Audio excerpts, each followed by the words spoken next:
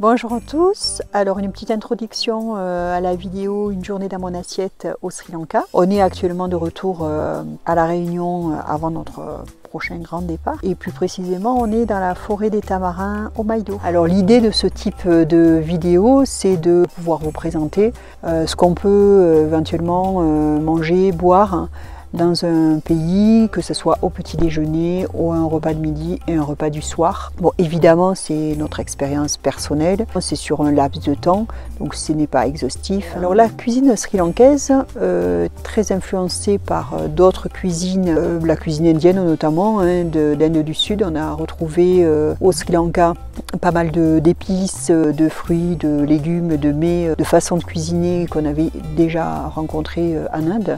D'ailleurs, si vous n'avez pas vu la vidéo Une journée dans mon assiette en Inde du Sud, je vous invite à la visionner. Vous pouvez cliquer sur le petit i en haut de l'écran.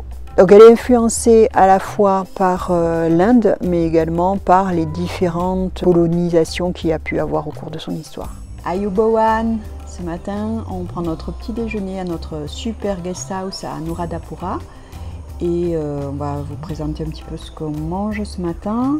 Donc c'est un petit déjeuner sri-lankais avec des genres de... c'est pas des galettes mais de pâtes de riz qu'on mélange avec des dalles de lentilles, un petit peu sous forme de soupe, et de la noix de coco avec différentes épices qui s'appelle sambal, coconut sambal. Et on a des fruits, papaye, ananas, banane. Bon, Alex a pris un œuf frit et on a ce que eux ils appellent des pancakes, qui sont des sortes de crêpes avec à l'intérieur du coconut, enfin de la noix de coco et du miel. Voilà, et un café et un thé. Bon appétit! Dans les petits déjeuners qu'on a pu déguster au Sri Lanka, il y avait assez souvent des hoppers. Alors les hoppers, ce sont des crêpes à base de farine de riz et de lait de coco et qui sont cuites dans des petites poêles incurvées. D'ailleurs, je peux vous en montrer une puisque j'en ai ramené une. Voilà, donc vous verrez aussi dans la vidéo une présentation chez l'habitant d'une buisson. Donc les hoppers peuvent être accompagnés soit d'un chutney, soit d'œufs, soit de fruits, enfin il y a différentes façons de le déguster. On a bien évidemment eu des fruits à tous les petits déjeuners, alors soit sous forme vraiment de fruits coupés, soit en jus. Donc on a eu des mangues, papaye, pitaya, appelé aussi le fruit du dragon, de l'ananas, des bananes. On était dans la saison aussi où il y avait beaucoup de mangoustans. Il y a aussi ce qu'on appelle les wood apples, les pommes de bois.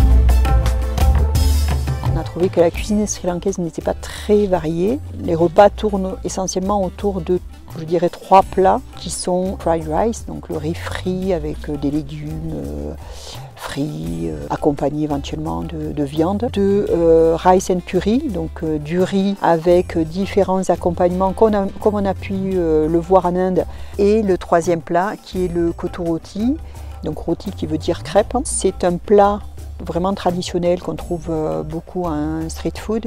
À la base, c'est une pâte de farine de blé faite sous forme de crêpe. C'est cuisiné en fait sur une plaque métallique avec 2 lames tranchantes et donc qui est battue pour en faire des sortes de lamelles de pâte. et qui est cuit sur cette plaque avec des légumes émincés, avec différentes épices et qui peut être évidemment accompagné d'œufs, de poissons ou de viande, essentiellement poulet. Après, dans ces trois plats, hein, donc qui sont le fried rice, le rice and curry et le couteau rôti, il y a des petites variantes qui font que c'est pas tout le temps le même plat, ce qui peut à la longue être un petit peu lassant.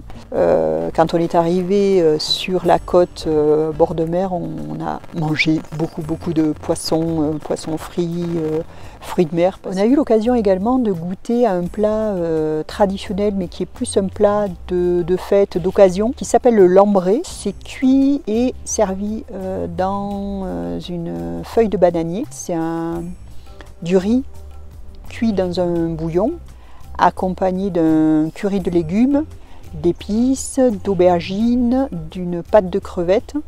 Voilà, et le tout enveloppé dans cette feuille de bananier. Au niveau des desserts, vous le verrez dans la vidéo, pas eu l'occasion de goûter trop de desserts, donc à part des fruits, et le dessert, le kiri peni.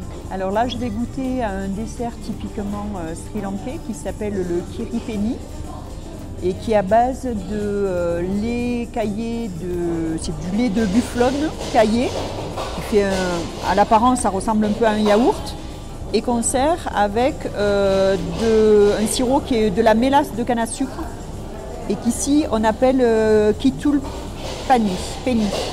Voilà, donc je vais goûter en direct. C'est le dessert traditionnel ici.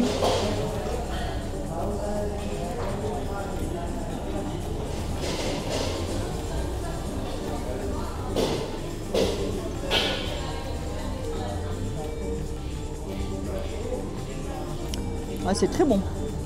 Alors ça ressemble un petit peu à un yaourt grec, mais c'est pas la même consistance. Et la mélasse de canne à sucre, c'est très bon. Voilà, donc ça fait un dessert très sympa. Il y a un autre dessert qui s'appelle également le watalapan, qui est un genre de pudding à base de lait de coco. Alors au niveau des boissons, donc comme je l'ai déjà dit, on a bu énormément de jus de fruits frais. J'ai goûté une boisson qui s'appelle l'arak, qui ressemble à du rhum et qui est fait à base de fleurs de coco distillées. J'espère que vous avez apprécié cette vidéo. Je vous invite à la liker, à éventuellement la commenter et à la partager. Et si ce n'est pas encore fait, abonnez-vous et cliquez sur la petite cloche pour recevoir les notifications des nouvelles vidéos.